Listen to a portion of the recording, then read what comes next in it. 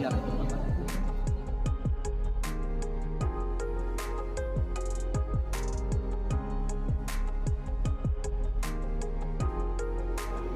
Bunda nanya sus. Ayo cepet.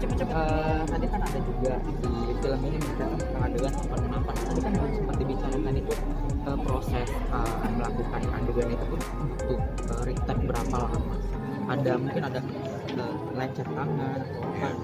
Kalau yang jelas yang pertama adegan itu kan adegan yang sangat ikonik di film di sinetron Nokta Merah Perkawinan yang dulu di sinetron Nokta Merah Perkawinan yang dulu.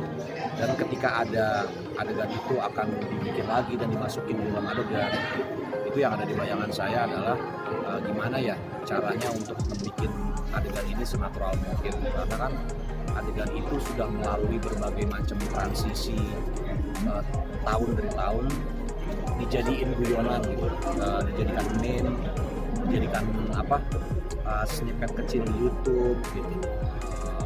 Jadi aku sama Marsha itu sama Sabrina itu punya tanggung jawab yang besar gitu. Bayangan kita gimana ya caranya nanti orang bisa nonton adegan tampar yang sekarang tanpa harus merasa tergelitik ngetawain adegan gitu.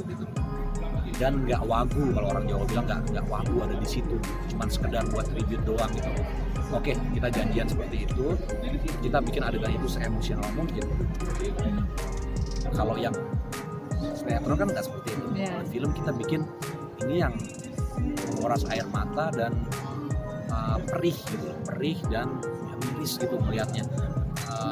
Mungkin beberapa dari teman-teman yang nggak sadar adalah kenapa bisa ada adegan seperti itu, karena selama ini mereka bertengkar itu meskipun mereka dalam kamar itu dalam kondisi Bagas sama Ayu ada di rumah. Adegan itu adalah saat Bagas dan Ayu lagi di sekolah, lagi belajar, lagi ada siapa-siapa. Jadi ketika Gilang minta ajak ngomong, lalu Ambar nawarin bikin kopi, itu semua tuh terjadinya kayak kehidupan nyata sih kalau aku bilang, kayak nggak ada blocking, nggak ada apa, kameranya ngikutin gerakan kita aja gitu. Dan akhirnya sampai dari intronya kita basa-basi ngomongin mau kopi atau enggak, sampai akhirnya dia nanya, mama kamu tahu tentang Yuli dari mana, dan si Ambarnya baru kenapa soal Yuli baru pengen ngomong gitu. Jadi eskalasinya itu halus banget, tapi naiknya itu tajam gitu, jelas gitu, menukik gitu. Jadi buat aku untuk sampai ada di tempat itu tuh susah ya, apalagi yang namanya rasa kalau kita lagi take itu nggak bisa diulang-ulang gitu. Misalnya habis nangis terus sutradaranya nggak puas, sudah nangis lagi, itu nggak segampang gitu sih. Dikasih waktu berapa lama pun itu pasti bakal susah gitu. Jadi buat kita tuh penting banget ketika pas lagi mau melakukan adegan itu nggak, kerannya tuh nggak seperti buka itu istilahnya kalau buat pemain, kerannya nggak seperti buka, pelan-pelan biarin ngalir aja. Mas, ini kan juga ngomong film keluarga, di kehidupan pribadi, kehidupan rumah tangga Mas sendiri, kan bagaimana cara menjaga kehidupan rumah tangga dan up and downs-nya mungkin kayak gimana sih Mas? Mungkin tadi sempat saya bilang ya, kayak kalau yang di sinetron dulu itu kan menceritakan silver years of marriage gitu, 25 tahun pernikahan gitu kan, pernikahan perak gitu loh. Nah di film ini meng-capture 10-11 tahun yang pertama, dan itu justru saat-saat genting gitu. Karena masa-masa romantisnya, masa-masa bersamanya, masa-masa me time-nya tuh udah lewat. Di 10-11 anak-anaknya mereka udah gede, sekolahnya udah sampai siang gitu. Mau ngapain sih mereka berdua kalau lagi ada di sebuah ruangan, itu mereka ngomongin apa? Dan terbukti setiap kali Gilang pulang kerja di tempat tidur, mereka ngomong apa-apa. Mereka nggak pernah ngebahas hubungan mereka. Yang dibahas, Bagas tadi gini, lupa dipakein obat, Ayu tadi begini, Ayu nanti mau pertandingan bola, tapi nggak pernah dibahas tentang mereka. Jadi kayak menuju hambar, tapi sebetulnya mereka untuk menuju 25 tahun itu masih lama.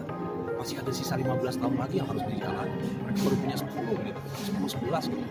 Jadi buat aku tuh itu powerful sih kalau misalnya kita bisa menguasai 10-11 tahun pertama, belakang itu bakal lebih mudah.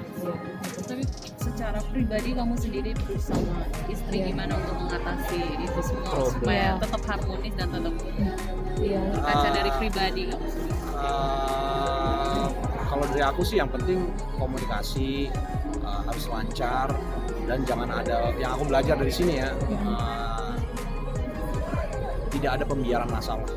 Jadi prioritas istri adalah prioritas saya.